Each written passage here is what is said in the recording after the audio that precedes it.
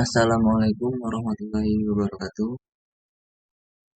Perkenalkan, nama saya Aldi Saputra dengan NIM 2102413415.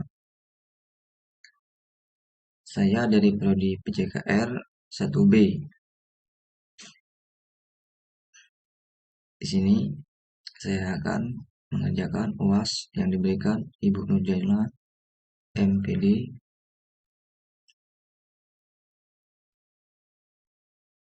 dengan yang tugasnya yaitu mengulas film. Saya akan mengulas film Insinyur Soekarno.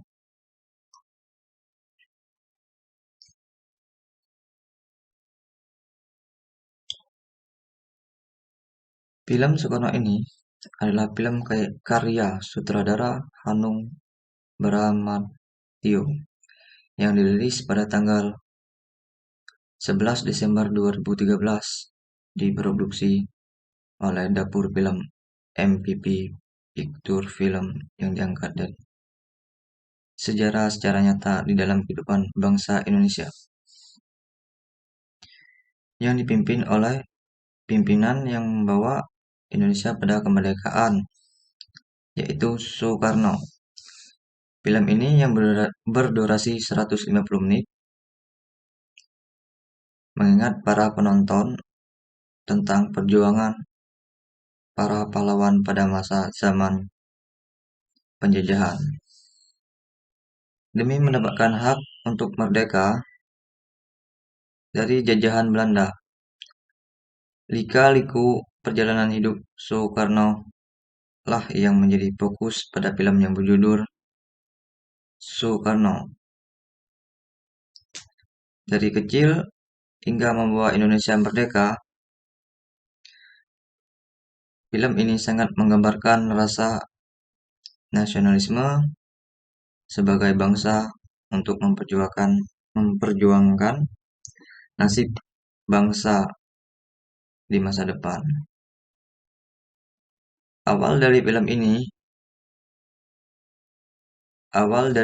saja, penonton sudah diajak untuk menyanyikan lagu Indonesia Raya. Hal ini tentunya menambah kesan semangat kepada penonton tentang film yang akan ditontonnya. Selain itu, film ini juga memiliki alur maju pada ceritanya. Adapun alur mundur terjadi pada bagian awal cerita yang mengisahkan masa kecil Kusno yang diganti nama menjadi Soekarno. Namun setelah itu, alur cerita pada film ini harus menggunakan alur maju ke akhir cerita.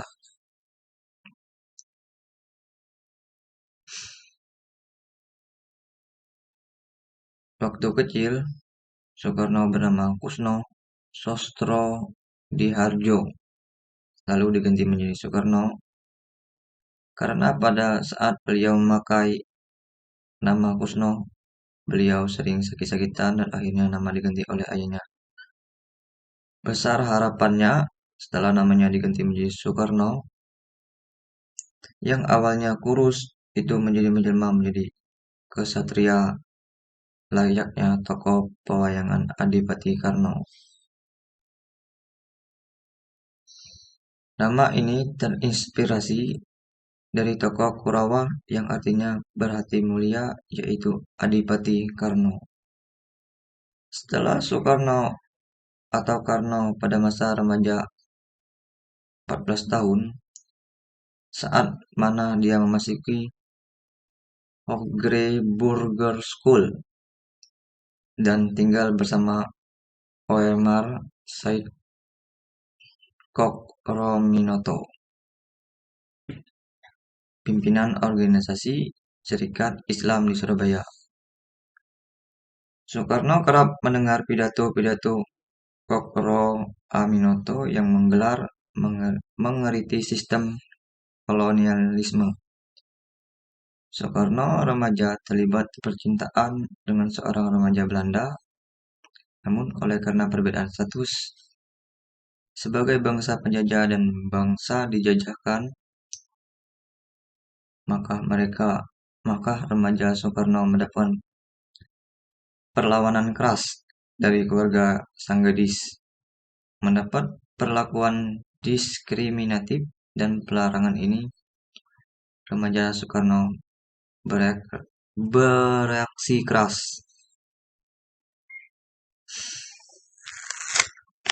Namun sini setelah Soekarno beranjak dewasa, Bung Karno mulai sadar bahwa negaranya sedang dijajah. Yang jelas bahwa hasil tanam maupun rempah-rempah sepenuhnya harus diserahkan kepada Belanda. Dari penindasan tersebut, Bung Karno mulai berpikir dan ingin belajar berpidato untuk disampaikan kepada khalayak ramai dengan tujuan melawan penjajahan Belanda. Bung Karno pun giat berlatih pidato. Pada akhirnya umur 24 tahun, Soekarno berhasil mengguncang podium. Berteriak, "Kita harus merdeka sekarang." Akibatnya dia harus dipenjara selama 2 tahun karena telah menyudutkan pihak Belanda diasingkan ke Bengkulu.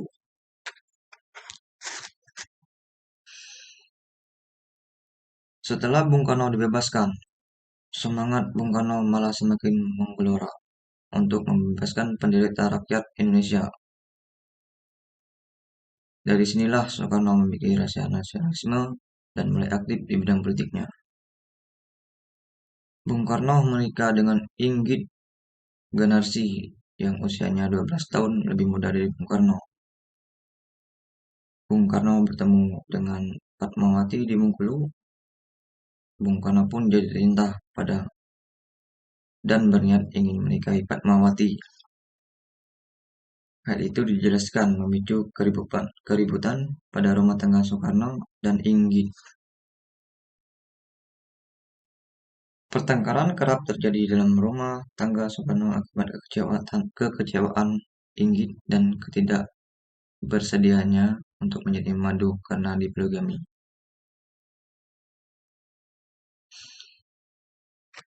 Dan pada saat itu Jepang mulai memasuki wilayah Indonesia, khususnya Jawa, pada tahun 1942 dan membawa perubahan radikal dan sistematik dalam kehidupan sosial dan politik bangsa Indonesia. Saat masih dijajah oleh pemerintahan Belanda, pemerintahan Jepang mendekati Soekarno untuk mendukung propaganda Jepang, yaitu 3A yang terdiri dari Nippon, Cahaya Asia, Nippon Pelindung Asia, Nippon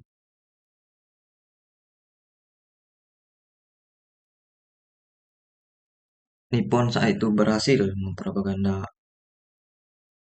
Jepang, kemudian menarik perhatian rakyat Indonesia dengan mendirikan tentara PETA, pembela tanah air.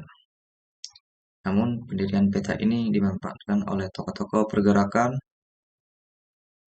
untuk menjadikan pasukan yang kelak dipakai untuk melakukan perlawanan terhadap Jepang dan menjadi cikal bakal Tentara Nasional Indonesia.